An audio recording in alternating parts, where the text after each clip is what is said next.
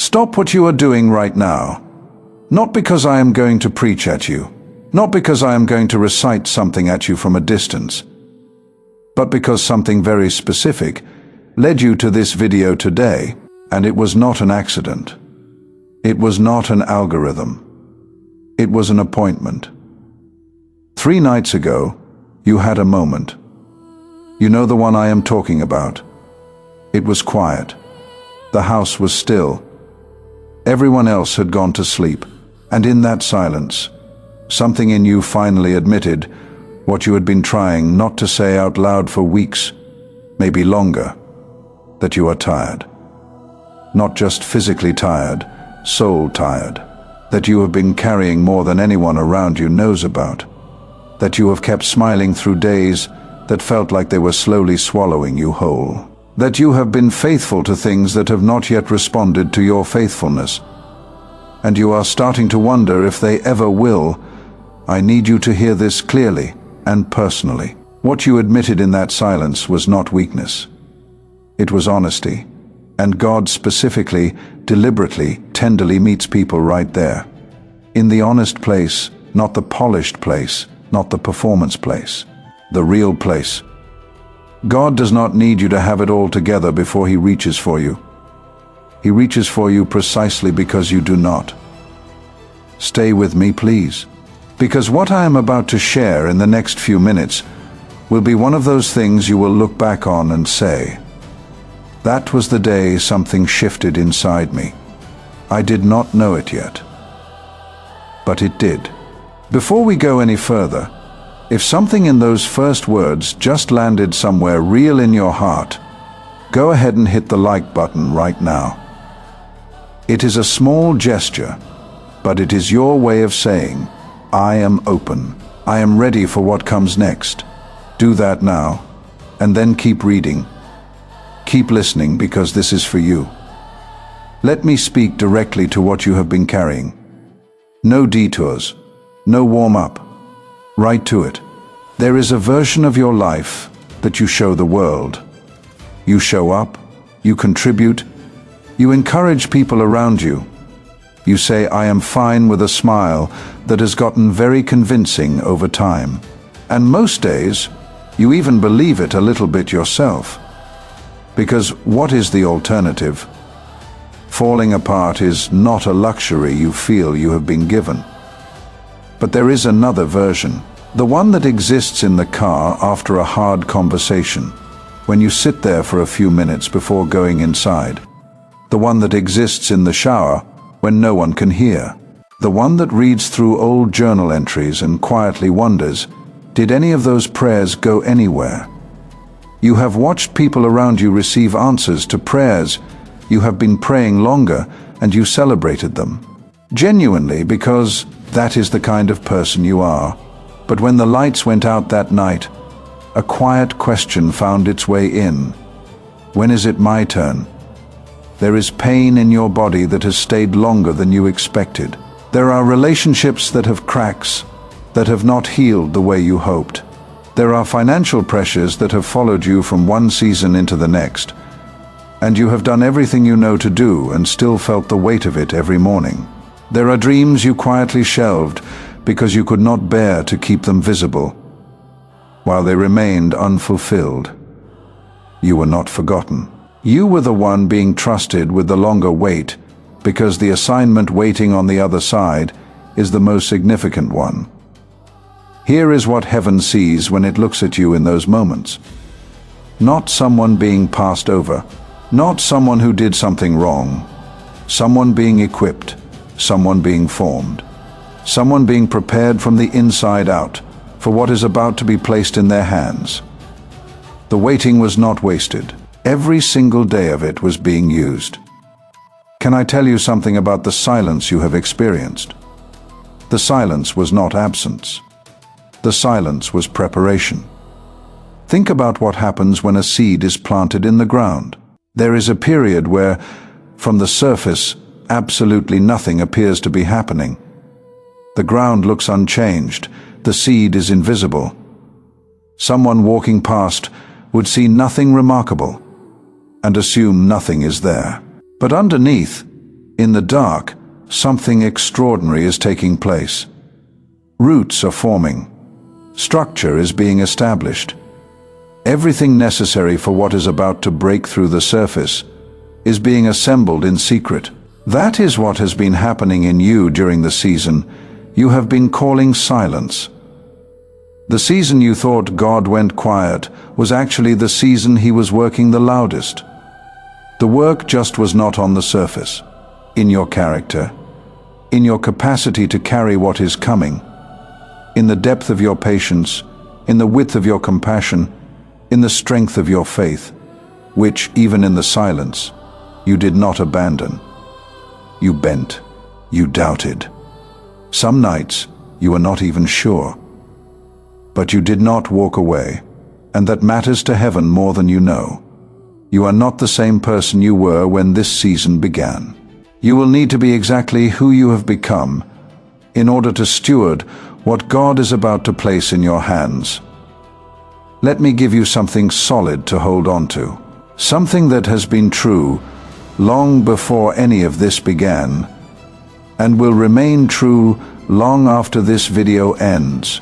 In the book of Isaiah, chapter 43, verses 18 and 19, God says this: "Forget the former things. Do not dwell on the past. See, I am doing a new thing. Now it springs up. Do you not perceive it? I am making a way in the wilderness and streams in the wasteland." A new thing, not a slightly improved version of the old struggle. Not a marginal upgrade on the difficulty you have been living through. A new thing entirely, a way where there appears to be no way. Streams appearing in places that look completely dry. That word was written for someone in exactly the situation you are in right now. For someone who had looked at their circumstances and genuinely could not see how anything new could possibly emerge from what looked like ruins. And in the book of Jeremiah, chapter 29, verse 11, He confirms it this way: "For I know the plans I have for you, declares the Lord. Plans to prosper you and not to harm you. Plans to give you hope and a future." He knows the plans already. Not hopes for you, not wishes for you, has plans defined. Certain, unchangeable by any circumstance you are currently walking through. Your future is not in question in heaven. It has already been decided. The only question was whether you would trust it long enough to see it arrive. Now I want to get very specific with you, because God is not vague with the people He loves. For the one whose finances have been under pressure for longer than makes sense, a shift is forming. It will not arrive looking the way you planned. It will come from a direction you were not watching. And when it comes, you will recognize it immediately as the answer to the prayers you prayed during your hardest nights. Because it will fit the need you described to God in the quiet when no one else was listening. For the one whose health has been a source of ongoing concern, your body was created by the same God who designed every system inside it. He has not forgotten what He built. He has not forgotten you inside it. What medicine calls difficult, God calls an opportunity. He does not operate within the limits of what science has discovered yet. For the one whose family carries fractures that have not fully healed, God is a God of reconciliation, what looks like a permanent distance from where you stand today. Looks entirely different from where He stands. Conversations that seem impossible right now are already being arranged. Hearts that feel sealed shut are already being softened in ways invisible to your natural eyes. For the one whose purpose feels buried under years of detours and unexpected turns, the detours were not mistakes. Every road you walked that seemed to lead nowhere actually led here, to this moment, to this readiness. The calling on your life did not expire during the waiting. It was being clarified. Every detour God allowed in your life was adding depth to the story He is writing through you. You needed every bit of it. There is something remarkable that happens in a person the moment they genuinely believe they are seen by God. The fear begins to lose its grip, not because the circumstances changed, but because the awareness of who is watching over those circumstances changed everything. Think about a child who wakes in the middle of the night afraid. The room is the same room it was before they woke up. The dark is the same dark. Nothing has changed.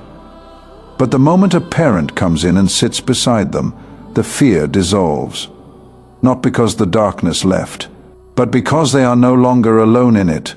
You are not alone in what you are facing. You were never alone in it. The presence that was with Daniel in the lion's den is the same presence that is with you right now.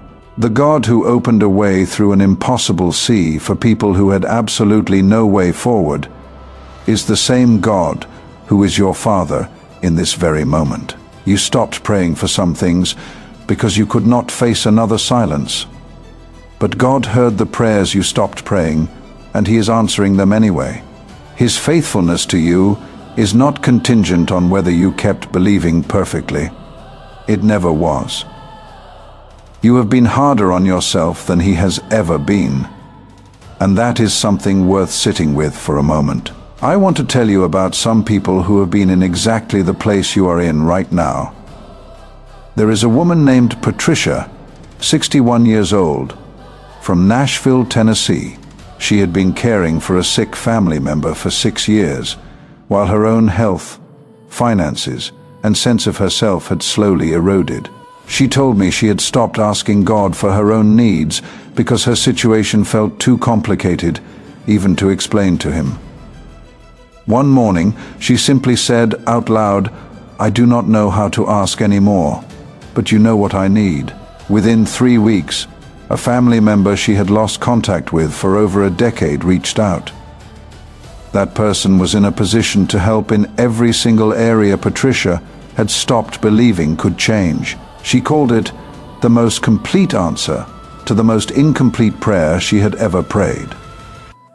There is a man named Gregory, 57, from Charlotte, North Carolina. He built a business over 14 years that collapsed in an 18-month period due to circumstances completely outside his control. He lost the business, and with it, a large portion of his identity. He sat in church for 2 years after that, going through the motions but feeling hollow inside. Last spring, an opportunity came from a direction so unexpected he initially dismissed it. But something quiet inside him prompted him to say yes. That single decision opened into a business that within 8 months surpassed every record his previous company had ever set. He says now, "I needed to lose what I lost in order to find what I was always supposed to have." There is a young woman named Desiree, 34, from Portland, Oregon. She had been through a series of relationships that ended in ways leaving her questioning her own value and her own worth. She prayed quietly one evening, and honestly, "God, I think I need you to heal something in me I cannot name." The months that followed were not simple, but they were deeply transformative. She describes them as a complete renovation of who she was on the inside.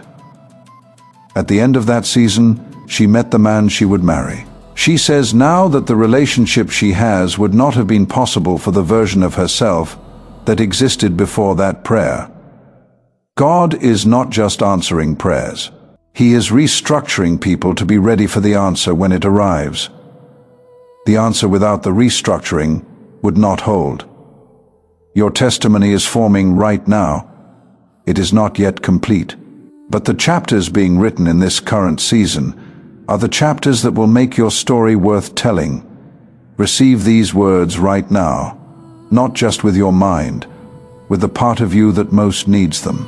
May the peace you have been reaching for finally stop requiring your effort. May it simply settle over you the way morning light fills a room quietly and completely before you have done a single thing to earn it.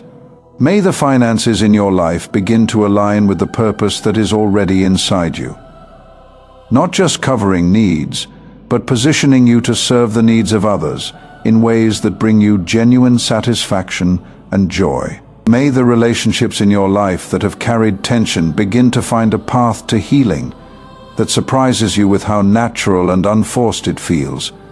May the words you have needed to say find their way out with grace. May the words others have needed to say to you find their way to you at the right moment. May every door that closed in a season that felt like loss one day be revealed to you as a protection that only God could have arranged. A protection you will look back on with deep gratitude for things you cannot currently imagine. May the gifts inside you, the ones you have not fully shown anyone yet, the ones you have held quietly because you were not entirely sure they were real, may those gifts begin to find expression in this new season in ways that confirm to you clearly, yes, this is what I was made for. May your children, and every generation that comes after you, inherit not only what you build for them materially, but the faith you carried through hard seasons, the peace you chose when it was not easy, the integrity you kept when no one was watching. The generation after you will walk into rooms you prayed open for them, from rooms that felt like they had no doors. And may you look back, not far from now, at this exact season you are currently walking through, and know with complete clarity that God was present in every moment of it. Especially the hardest ones, especially the ones that felt like they might never end. I want to close with something personal. If you have been moving through life feeling like faith comes more naturally to other people, like the closeness that others seem to experience with God is somehow just slightly out of your reach, I want you to know something clearly right now. God's love for you does not require you to feel it perfectly in order for it to be completely real. His love for you is not something you earn with good behavior. It is not something you maintain by performing correctly. It is the constant, unchanging foundation beneath every version of you that has ever existed, including the version sitting with this message right now, with all of its questions, uncertainties, and weariness fully intact. You are not a project God is fixing. You are a child God is loving. And those are not the same thing at all. A project gets assessed. A child gets embraced. You are being embraced right now. In whatever state you arrived, the arms around you are real, and they have not moved. Go into the rest of this week differently than you have been going. Not because everything has been resolved, but because you know something now that adjusts the posture of your heart. You know you are seen. You know you are loved. You know the plans made for you are good, and they are still in motion. That is enough to take a full breath. That is enough to sleep tonight with something like peace. That is enough to face tomorrow with something that looks like hope again. In the name of Jesus, amen. If this message reached somewhere real in you today, I want to ask you to do 3 simple things before you leave. First, hit the like button, not as a transaction, as an acknowledgement. A simple way of saying, yes, I needed this today. That matters. Second, leave a comment below right now. Write the words "I receive this," or write the one specific thing you are trusting God for in this season. There is power in naming it. There is something that shifts when you say it out loud, even in a comment. Even typed into a screen, you are declaring it, and declarations matter. Third, subscribe to this channel and turn on the bell notification. Not every message is going to be for every season of your life, but you will want to be present for what is coming next. There are more conversations like this one ahead. And finally, think of one person whose face came to your mind while you were listening to this. You already know who it is. That thought was not random. Send them this video. You do not need to say anything about it. Just send it. Sometimes the most powerful thing we can do for someone we love is place the right words in front of them at exactly the right time. You were placed in front of these words today. Pass them forward. God bless you. I will see you in the next one.